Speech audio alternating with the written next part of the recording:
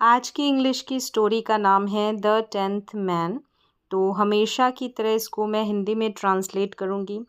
इसके साथ ही साथ जो भी सेंटेंस आएगा वो कौन से टेंस से रिलेटेड है वो मैं बताऊँगी। टेंस का नाम, स्ट्रक्चर रहेगा वो यहाँ पर आप सीखेंगे। इंग्लिश के जो वर्ड मीनिंग है वो यहाँ पर आप सीखेंगे।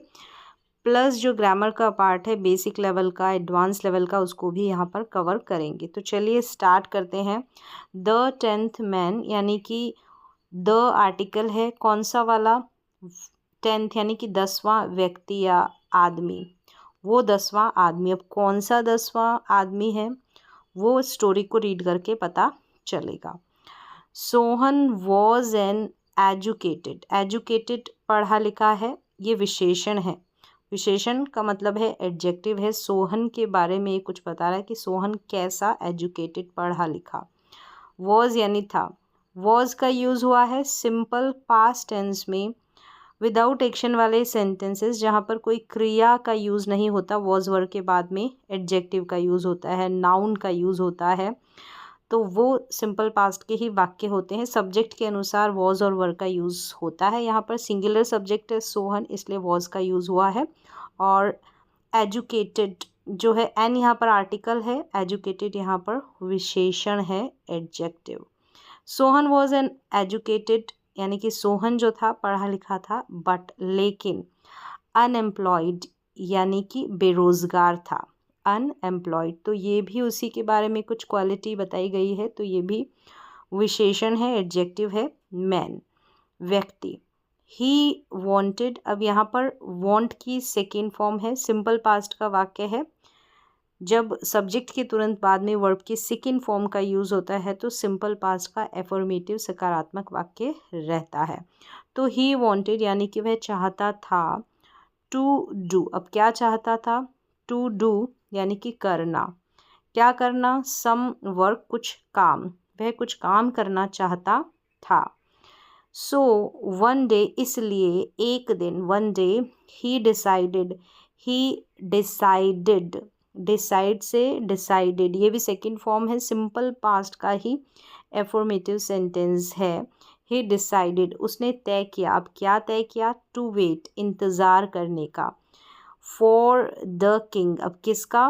फॉर द किंग यानी कि राजा का। फॉर द किंग, राजा का। एट द पैलेस, कहाँ पर? एट द पैलेस गेट, यानी कि जो राजमहल था उसके गेट पर राजा का इंतज़ार करने का उसने तय किया, फैसला किया। ही थॉट, थिंक से थॉट यहाँ पर सेकेंड फॉर्म है, सिंपल पास्ट का ये एफर्मेटिव वाक्य है।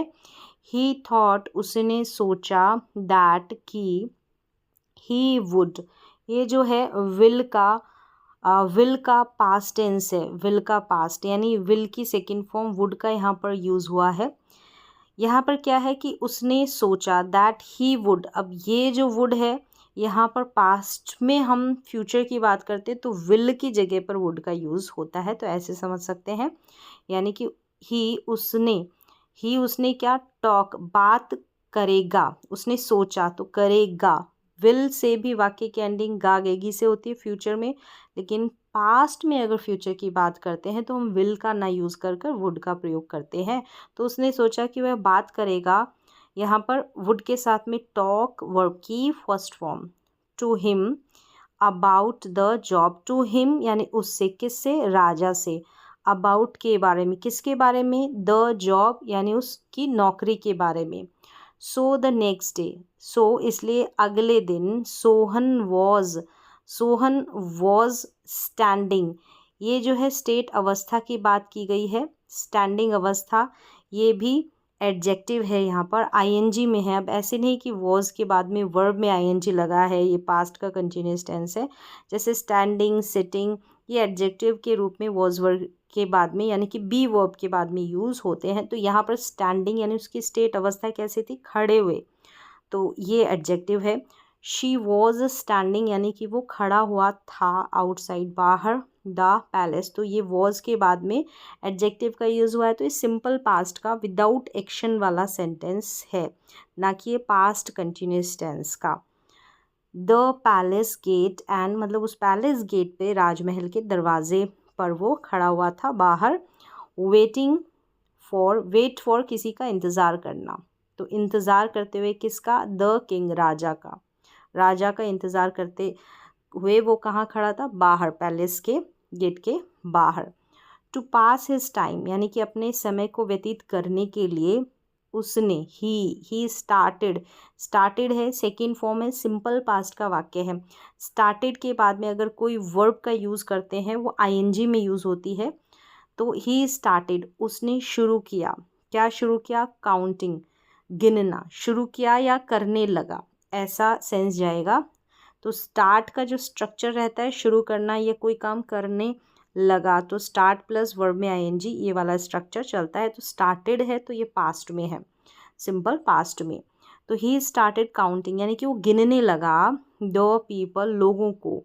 हु, अब हु यहाँ पर रिलेटिव प्रोनाउन है, यहाँ पर पीपल के बारे में ही ये कुछ एक्स्ट्रा इन्फॉर्मेशन दे रहा है। हु वेंट, जो गए, इन यानी अंदर।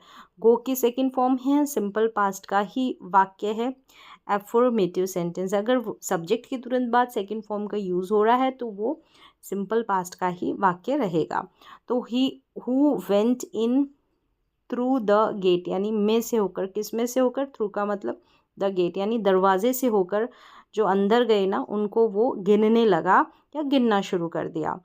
थ्रू आउट द डे यानी कि पूरे दिन, थ्रू आउट द डे, पूरे दिन। ही काउंटेड, उसने गिने, काउंट की सेकेंड फॉर्म है, सिंपल पास्ट का वाक्य है। 10 स्ट्रेंजर्स यानी कि 10 स्ट्रेंजर्स, स्ट्रेंजर होता है अजनबी। गोइंग इन यानी 10 स्ट्रेंजर्स जो अंदर गए ना, उनको उसने गिना। तो गोइंग इन, अंदर जाते हुए उसने 10 स्ट्रेंजर्स को गिना। बाय इवनिंग, शाम तक, बाय यानी तक, यानी कि इवनिंग, शाम तक।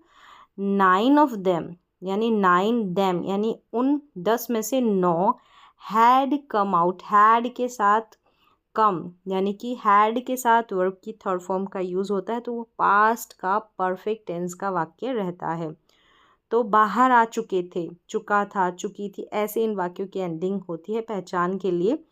तो 10 में से 9 बाहर आ चुके थे। When the king came out, तो यहाँ पर केम आउट यानी कम की सेकेंड फॉर्म केम हो गई है, तो सिंपल पास्ट का वाक्य। व्हेन, जब द किंग, राजा बाहर आया, ऑफ द पैलेस, पैलेस से, ऑफ द पैलेस गेट यानी पैलेस के दरवाजे से बाहर आया, राजमहल के दरवाजे से। सोहन आस्क फॉर, तो ये आस्क्ड है, सेकेंड फॉर्म है, सिंपल पास्ट का वाक्य। आस्क फॉर का मतलब होता है मांगना। आस्क फॉर अ जॉब यानी कि जॉब, एक जॉब मांगी, नौकरी। बट लेकिन, अनफॉर्चुनेटली यानी दुर्भाग्य से या बदकिस्मती से, एलवाई से एंडिंग होती है तो एडवर्ब यानी कि क्रिया विशेषण। But unfortunately the king said no, लेकिन दुर्भाग्य से राजा ने कहा, से की second form, no to him यानी उससे नहीं कह दिया, नो कहा। तो यहाँ पर से की सेकेंड फॉर्म सेड है, सिंपल पास्ट का वाक्य है। देन, फिर सोहन मेंशन्ड, सेकेंड फॉर्म है ये भी, मेंशन किया, उल्लिखित किया, दैट की ओनली 9 आउट ऑफ 10 स्ट्रेंजर्स, मतलब कि 10 में से ओनली केवल 9 he had come out of the palace यानी पैलेस से 10 में से सिर्फ बाहरी 9 ही बाहर आए हैं। हैड के साथ वर्ब की थर्ड फॉर्म यानी कि पास्ट का परफेक्ट टेंस का वाक्य है। आगे देखते हैं, एट वंस, तुरंत ही, एट वंस का मतलब होता है तुरंत, इमीडिएटली। द किंग ऑर्डर्ड, आदेश दिया, ऑर्डर दिया उसने, तो ये सेकेंड फॉर्म है। हिज सोल्जर्स यानी उसके सोल्जर्स को, सिपाहियों को। टू सर्च, किसका? खोजने का, टू सर्च खोजने का, ढूंढने का। फॉर द मैन यानी उस व्यक्ति को जो मिसिंग था। द मैन वॉज फाउंड यानी वो व्यक्ति, वॉज प्लस फाइंड की सेकेंड, फाइंड की ये थर्ड फॉर्म है, सेकेंड भी फाउंड ही होती है लेकिन वॉज के साथ है, तो वॉज और वर के साथ में अगर वर्ब की थर्ड फॉर्म दिखेगी, या तो एडजेक्टिव के रूप में काम करेगा थर्ड फॉर्म जो होगा, या फिर वो पैसिव सेंटेंस रहेगा, वॉज वर्ब के बाद में जो है थर्ड फॉर्म का यूज़ होता है, तो पैसिव का स्ट्रक्चर रहता है। यानी ये जो द मैन है इसके ऊपर कोई एक्शन परफॉर्म हुआ है, इसी के ऊपर काम हुआ है जो सब्जेक्ट के रूप में स्टार्टिंग में रहता है। तो वो मैन जो है पाया गया था हाइडिंग यानी छिपे हुए, कहाँ पर, इन द किंग्स यानी इन में, द किंग्स राजा के चैम्बर में, जो राजा का कक्ष था उसमें पाया गया था। राजा के कक्ष में छुपा हुआ पाया गया था। He was an enemy spy. अब वो कौन था, वॉज यानी था, वह दुश्मनों का जासूस, स्पाई का मतलब। अब यहाँ पर भी कोई एक्शन नहीं है, कौन था ऐसा बताया गया, तो सिंपल पास्ट का ही विदाउट एक्शन वाला ये सेंटेंस है। हु हैड कम, तो हैड के साथ ये थर्ड फॉर्म, तो ये पास्ट का परफेक्ट टेंस का वाक्य। हु यानी इस ही के बारे में ही कुछ एक्स्ट्रा इन्फॉर्मेशन दी जा रही है, तो हु यहाँ पर रिलेटिव प्रोनाउन है कि who had come to kill the king, आया था, क्यों आया था, टू किल मारने के लिए, किसको, द किंग राजा को, उस राजा को मारने के लिए आया हुआ था। The king was very happy, अब कैसा था, बहुत खुश था राजा, तो ये भी विदाउट एक्शन वाला सेंटेंस है सिंपल पास्ट का। विद से, किससे, सोहन से, with Sohan. And made, make की सेकेंड फॉर्म, सिंपल पास्ट का वाक्य है, ये सेकेंड फॉर्म है। बना लिया, हिम उसे बना लिया, हिज ओन उसका खुद का, बॉडीगार्ड यानी कि अंग रक्षक, सोहन को उसका खुद का बॉडीगार्ड अंग रक्षक बना लिया।